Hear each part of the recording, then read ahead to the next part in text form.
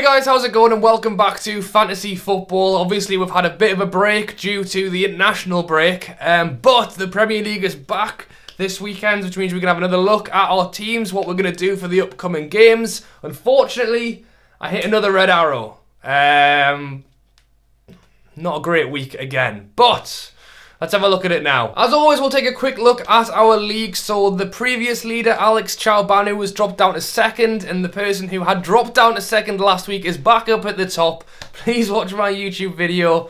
It makes me laugh every time I read that. So please watch on YouTube is back at the top, 69 points. A little bit less from Alex with 58. Lee Pitcher got 82 points, so he's had a really good week. And in general, most people are hitting around the high 50s. 60s mark. Again, if you're on this list, well done, you're doing far better than I am.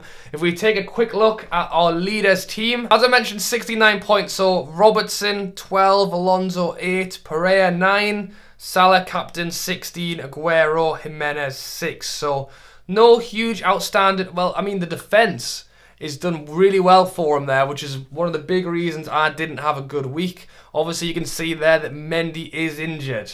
So that is something we will be talking about a little bit later on. So as always, if you are on this top page, well done to you. You're having a much better time of it than I am. And if we keep scrolling all the way down, I am currently sitting in 452nd place. I mentioned earlier I've got that red arrow. I've gone down, but in the grand scheme of things, I'm still higher than I was about a month ago. So yes, you're going to have ups and downs. So it's a little bit of a setback, a bit annoying. You can see there 47 points. And when I mentioned earlier, most people were hitting high 50s, 60s. You can even see just from the people who are slightly, well, who are in above me, they're miles ahead of me in the actual league. But on this page, you are just above me. I've not had a great week. So why didn't I have a great week? I've got Foster and Net who got 3. First of all, I've made a big error there. I mean, you can't know before the games, all right? But had Foster in, he was playing Newcastle. Obviously, as a Newcastle fan, I was hoping that Foster wouldn't get a clean sheet. But you never know, I put him in. On the bench, I had Joe Hart, who got 10. So straight off the bat, that's 7 points I've lost out on there. Moving through the defence, 2 Man City players, Mendy and Stones. Obviously, Mendy had a operation on Wednesday last week on his knee. So it's not known exactly when he's going to come back. But if you've got Mendy on your side, I suggest you swap him out. Fernandes for Newcastle got 2. So basically my goalkeeper and my defence got nothing, basically. So that was the big folly of my week. Salah 16, I picked the right person for captain. Hazard 3, Foster got, Fraser, sorry, the Bournemouth midfielder got an assist, so he got 6. Pereira 2, Mitrovic 2, Aguero 7, Wilson 2. So if you remember my video that I did 2 weeks ago before the last Premier League weekend, the big question was, who should I take out from my defence for a new player? And it was mainly because I've got Mendy and Stones. Not a big fan of having 2 players in from the same team, even if it is Man City. And it's been proven in the last 2 weeks because I haven't had a clean sheet from either of those players in the last 2 weeks. However, after making that video, Maddison from Leicester got injured, so I decided to take him out for Pereira instead. It seemed like a good decision to make at the time because if Maddison wasn't going to be playing, I'd rather have another player in there. I went for Pereira from Watford, and he got 2 points. So that is actually what my team looked like when the game started last week. As it happened, Westwood from Burnley didn't play, so Mitro came in for him. Mitro has not been doing great, and they were playing Liverpool, so that's why I moved him out. He played anyway and got 2 points. But Mitro is now playing against Southampton at home. Fulham have got a new manager in, and he could reignite what he started at this season. So I do want to move him back into the side. Don't think it's a bad shout with him and Westwood again. Now Foster, the goalie, is playing against Liverpool, and then Hart had a great performance last week, and now he's playing Newcastle at home. So for goalkeepers, I'm looking to do that. And I also have Bolly from Wolves on the bench. Now they're playing Huddersfield at home, so I could see him getting a clean sheet. The question is, who do I take out for him?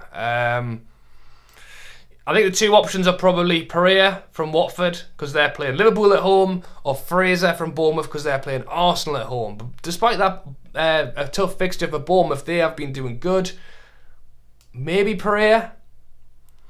I'm definitely going to have to go back to this, but I'm wanting to make a transfer for Mendy anyway, so we'll have a look at that first and then see what we can maybe do. Now, I did have 0.4 million in the bank anyway, and because Mendy was 6.4, we have 6.8 to spend on a defender, which is a lot. The only defender I pretty much can't afford is Alonso from Chelsea, who's 7.1, but Chelsea are playing Spurs this weekend anyway, so I don't think that would have been the best option to take. Now, a defender I would love to have is pretty much anyone from the Liverpool side, because they've been doing great. Friend of the channel, Alexander-Arnold, who we had in, took him out, was not going to take him out, then he didn't play, and so on, is only 5 million. And the reason I think his price has stayed so static is because no one knows if he's actually going to play. Klopp changes the Liverpool defence so frequently. Lovren coming back. Van Dijk's probably the only one who plays every single week. Even Robertson didn't get a game a few weeks ago. But if I do save that money and then Alexander-Arnold is not getting played every... I mean, he plays the majority of the time, don't get me wrong. But every third or fourth game doesn't get played because Klopp wants to mix it up. And obviously they've got Champions League coming up, they've got so many games, and it's great for Klopp that he has so many players to change between, but it's not great for the Fantasy Football League players because they don't know who's going to play. Do you know what? I'm going to do a poll. I'm going to do a poll. Who do you think I should put in? Alexander-Arnold or Robertson? I can afford them both. If I put in Robertson, I think he's got 95% chance of playing the majority of games. Alexander-Arnold, 80% chance, maybe around that. Robertson, he's more expensive, but I think he's more chance of playing. Alexander-Arnold, he's cheaper, less chance of playing, but then I'm getting a whole extra 1.5 million to put in to hopefully a better striker. So you let me know what you think of that. If we just imagine that Mendy is one of those two Liverpool defenders, I think that is the team I'm going to be looking at. Yes, I've got Pereira on the bench. He's playing Liverpool at home. Could do something there, but at the same time, I'm putting a little bit of faith in my defenders this week. Alright, but that was it, guys. So thank you all for watching. As always, let me know down in the comments how you are doing in the fantasy football, what changes maybe you've made for the week coming back after the international break. But as always, drop a like, subscribe if you want to see more Fantasy League football. I do one of these videos every week while the Premier League is on. And yeah, as always, thank you for watching. I'll catch you later.